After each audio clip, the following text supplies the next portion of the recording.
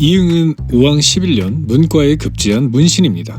이방원의 처남들인 민무구와 민무질과도 친했기에 이방원과도 자연스럽게 가까워졌는데요. 이응은 경진난에서 이방원 측에서 싸워 자명공신 4등에 책록된 공신이기도 합니다. 이응은 학문이나 무예에도 능해서 태종이 좋아했다고 합니다. 그런데 그런 이응이 왕이 된 태종에게 말하길, 전하, 민무구 민무질에 대한 총애가 너무 크시니 억제하시는 것이 좋겠습니다. 태종은 이응의 말을 새겨들었는데요. 왕이 된 이후 처가인 민씨 집안에 잘 보이려고 사람들이 줄을 서기 시작했던 것이죠. 조선을 건국하면서 이 과정에 동참했던 자들은 공신으로 책봉되었습니다. 그들은 자연스럽게 왕실과 혼인을 하며 자신들의 세력을 키워나갔는데요. 이들을 외척이라고 합니다. 왕의 입장에서 외척은 좋은 걸까요? 이게 양날의 검인데 외척이 왕권을 약화시키는 원인이기도 했지만 동시에 왕실을 지키는 지원군이 되기도 했습니다. 우리가 태종의 시대를 볼 때 잊지 말아야 하는 게 당시 조선은 신승국가라는 점입니다. 모든 것이 다 시작인 상황인 것이죠. 모든 것이 선례가 되고 기준으로 남게 됩니다. 새 왕조 개창으로 여러 공신과 권력 집단이 생겨나는 초반 단계라는 점입니다. 조선 건국에 참여한 개국공신을 비롯하여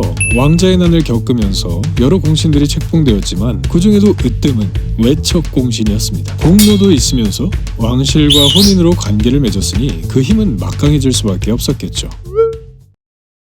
그러던 어느 날 사건이 하나 터지는데요. 태종 2년 4월 1일에 내서사인 이지직과 전가식이 태종을 비판하는 상소를 올렸습니다. 전하께서는 의복과 어가가 아름답고 화려한 것을 좋아하셔서 제도를 따르지 아니하시고 대간의 말이 어쩌다가 뜻에 거슬리면 엄하게 견책을 가하시며 매와 개를 좋아하고 성색을 즐겨하심이 아직도 여전하십니다. 이것이 곧 신민들이 실망으로 여기는 것이옵니다. 태종 보고 대간의 말도 안 듣고 정사를 게을리한다고 비판을 한 건데요. 게다가 성색을 즐겨한다는 말은 이전의 권씨를 후궁으로 들인 것을 문제 삼은 내용이었죠. 태종은 이 상소에 충격을 받았는데요. 나의 과실을 비밀이 하려어도 내 어찌 안 듣겠는가. 이제 글을 이루어 사책을 쓰게 하니 내 매우 가슴 아프다. 이에 대해 사원부도 상소를 올린 둘에 대해 처벌을 청했습니다. 하지만 태종은 이를 허락하지 않았는데 계속해서 둘에 대한 탄핵의 요청이 거세져서 국문을 허락했죠. 국문 과정에서 이지직이 말하길, 전하께서는 자녀가 많은데도 또 후궁을 들이셨으니 이는 전하께서 호색한 마음을 가지셨기 때문입니다. 어찌 훗날 후궁으로 여기지 않고 왕비로 삼을지 알겠습니까? 이를 미리 염두하지 않을 수 없었습니다. 태종이 원경왕후를 폐하고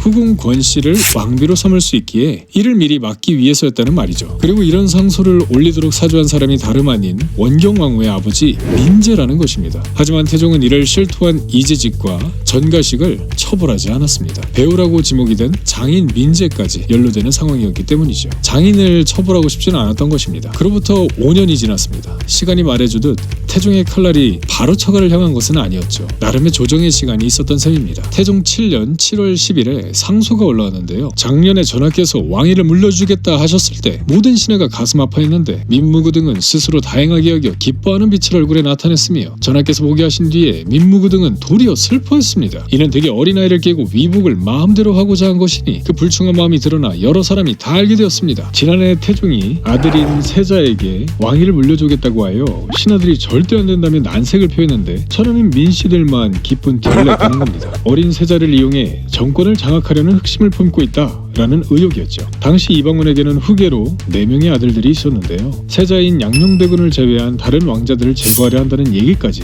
돌기 시작했죠. 그 근거로 실록에서는 태종과의 과거 대화를 제시하고 있습니다. 세자 이외에 왕자 가운데 특출난 사람은 없어도 됩니다. 아니 그럼 적정자 이외에 다른 아들이 없는 것이 좋은 것이냐? 제가 앞서 말씀드린 것과 같습니다. 왕을 무시하고 왕자들을 죽이려고 한다니 그냥 넘어갈 수 없는 문제인데요. 임금의 처가를 고발하는 상소를 아무나 올릴 수는 없을 것입니다. 이 상소를 올린 사람은 이화로 태조 이성계의 이복 동생이자 태종의 숙부인 사람입니다. 이 상소에 태종 이방원이 연관되어 있다는 추론이 가능해지죠. 대간도 이를 간파했습니다. 이방원의 마음이 민무구, 민무질 형제에게서 떠난 것을 말이죠. 이에 민씨 형제들의 처벌을 강하게 청하면서 결국 민무구는 황해도 연안으로, 민무질은 장단으로 유배를 당합니다. 그리고 신분도 서인으로 강등시켜버리죠. 하지만 대간에서는 더욱 거세게 민무구 형제에 대한 처형을 주청했습니다. 태종도 이는 계속해서 거부했는데요. 이유가 있었습니다. 민무구 형제의 죄가 크지만 정비와의 문제도 있고 그의 아버지는 이른이 가깝고 장모도 편찮으시다. 만약 아들들을 처형하면 부자의 마음이 어떻겠는가. 훗날 경등의 청을 따르겠다. 우선은 모든 것을 몰수했고 유배했으니까 기다리라고.